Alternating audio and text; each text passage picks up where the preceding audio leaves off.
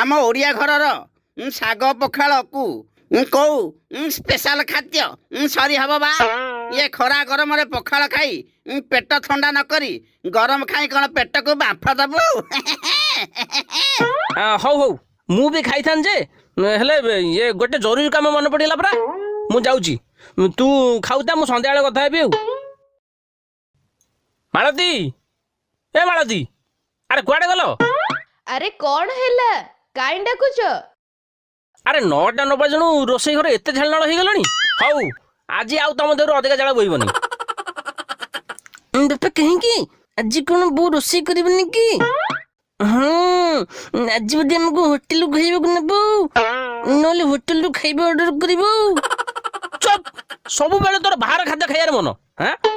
हरे ये खरा गरम होटल रे खाद्य खाइले खाली जाक्तुरु बसिबो कौन आउ झाड़ बोइबनी